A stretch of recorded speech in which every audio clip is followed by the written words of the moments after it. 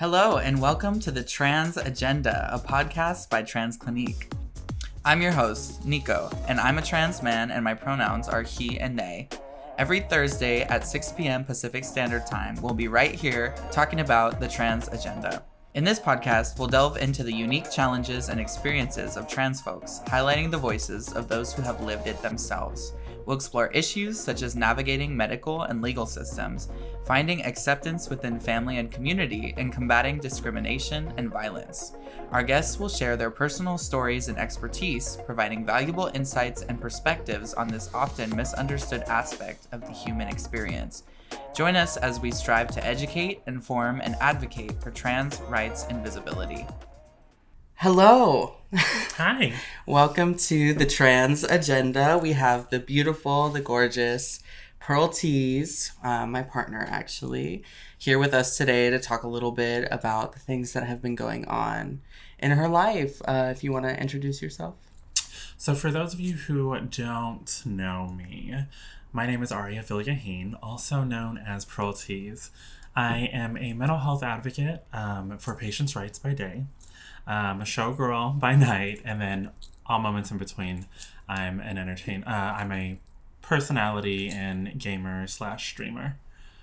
Yeah, I've probably been an entertainer for about 13 years. Yeah, it's been about 13 years. And I've always been based here in San Francisco, so that kind of makes me a San Francisco staple. I am a Black and Filipino trans person. And I've probably started my medical transition. God. I'm not going to age myself any more than I already have. Y'all can guess the rest. Anyway. Well, you don't have to age yourself, Yeah. but do you want to talk a little bit about, here being the Trans Agenda, we do like to talk a little bit about how your Trans Agenda came to be. So how did you know?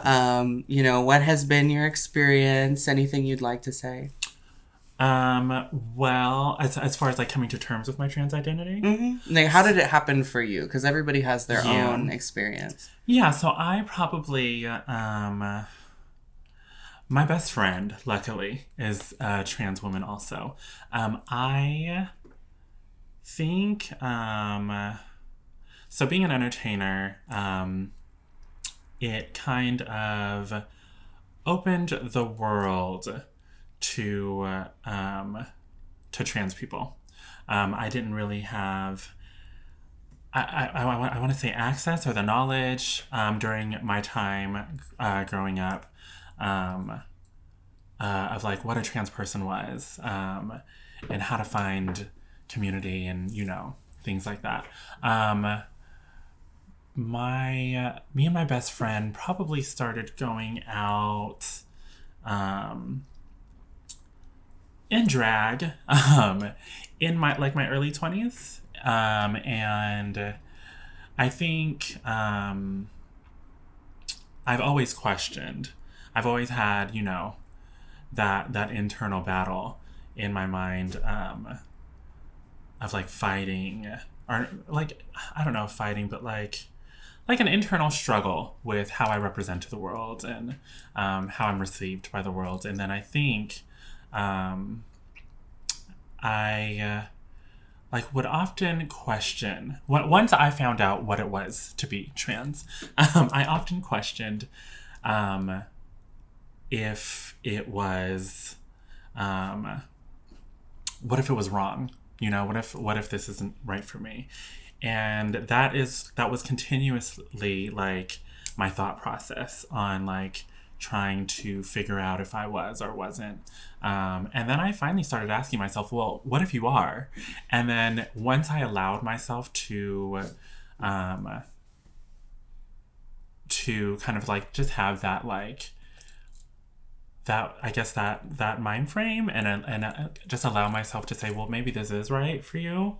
It just clicked. And then I knew that I was probably a little bit older than I would have liked to have been when I started my transition. But I guess I jumped into the fast lane and was like, okay, what is it that I can do to kind of like expedite this process so I can just be who I am. And the reason why that was important for me is because I was already like working and going to school, and I was someone in my community already, and you know, people kind of already knew who I was. Mm-hmm. And here I was going through this like very publicly. Yeah. How was that, going through it publicly? Like, were people kind of like, oh, I knew, or you know? Yeah. Well, there was a lot of things. There was I knew, and it's always like, okay, everyone knew before me. Let me figure it out for me. Yeah. You know. Yeah. So there's that, and then there is I think in the early stages, you have people like comparing you to other people, other trans people, and saying, oh, you know, you're doing this the right way, or you know, well, so and so is doing it the wrong way, and it becomes another battle of like becoming the individual, specifically in my case, like the woman I wanted to be, and to not further internalize what it is that everyone else was trying to push onto me as to what I was, and kind of like stepping in myself. Right. Yeah. So there's like this journey, is what I'm hearing, is there's this journey, right, to figure out, oh, this is what I want. But then there's also this journey, once you've passed that, to kind of, you know, tune out the voices of what other people are projecting onto you as a trans person. Yeah. And who you are, you know. Not to mention all of the unlearning you have to do. Right. From all of the teachings prior that tell you that everything you are is not real. Right. Yeah. Yeah. Or invalid, or a problem, whatever. Yeah. So a lot of what we talk about on this podcast is businesses, trans people in business, trans people doing their own thing. And of course, you're a performer. You found your way professionally as well. And you have your stream. So I don't know if you could talk a little bit about what it's like to be a trans performer and kind of the roadblocks you've encountered with that, but also the successes, like what it's been for you, you know? Yeah, well, I mean, being an entertainer has opened up so many doors for me, period. I originally went to school for broadcasting with an emphasis in video production and radio. That didn't happen for me because my mother was deported, so there went all of my support, all of my financial support to continue going to school, and I just did not have the resources or the means to continue making that happen. Being an entertainer opened those doors back up for me because now I had a following. Now I had people who were invested in what I was doing, and I was able to meet other people within community and other entertainers. Because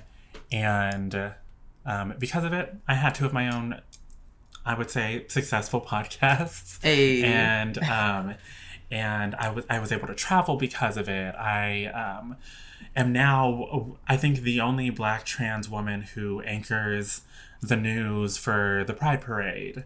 You know, so I've still managed to reach certain dreams that I thought I was going to not have because, one, I didn't have the educational background anymore, and two, I'm this Black trans person that, you know, as a Black trans person, you have like all these additional hoops to jump over to make these dreams happen.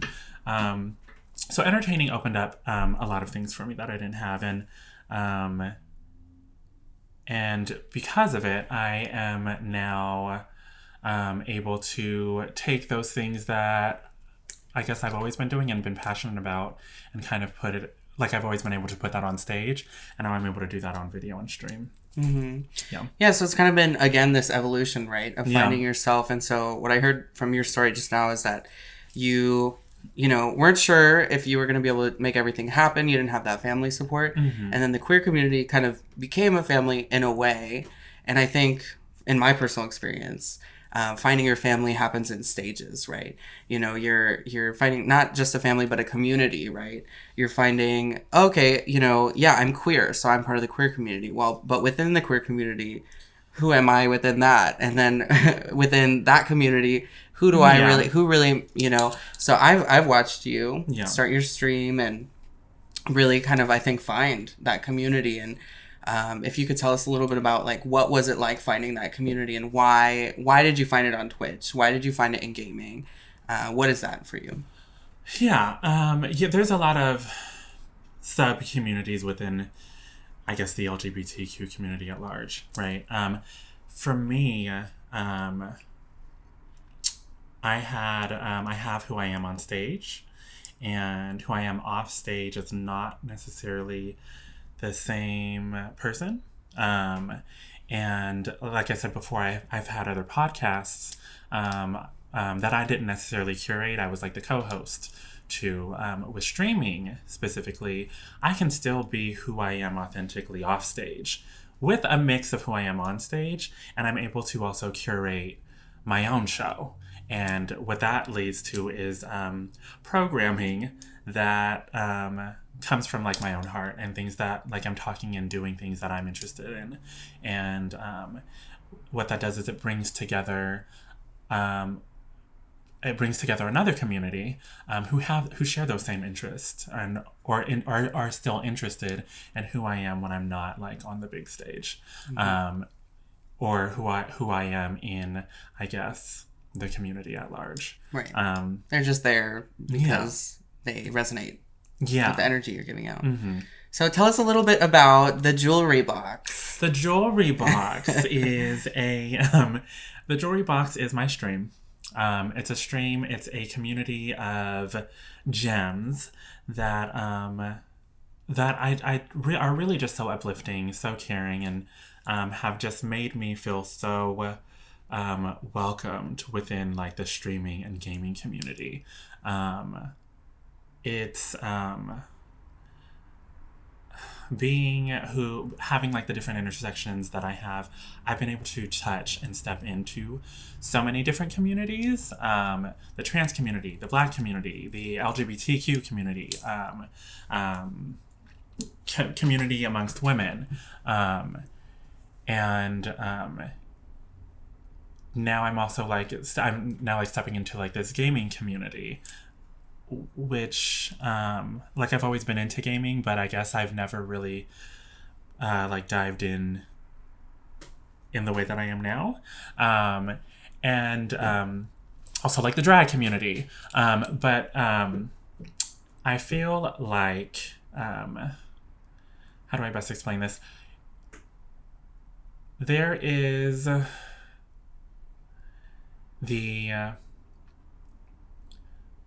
I want to compare it to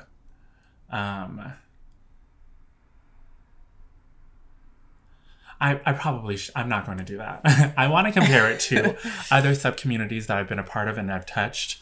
But there is just something so special about, I think, the gaming community, because there's not as much ego. There is a sense of camaraderie that's not competitive outside of meta. Like it's not something that carries on to you IRL. And what that looks like is people